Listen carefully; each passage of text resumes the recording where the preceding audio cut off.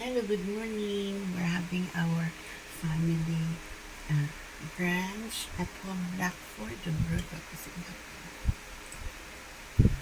February 11, 2026. My son Dimitri Alfonso sleeping again. I put some okay. There's a Listen Boy with a signature of Albert Lee, completely Listen Boy. 74 years of Singaporean retired. Okay, my son shares then. We're having a tempura chicken with potato, okay? Fried potato. My son Dimitri Alfonso sleeping, okay?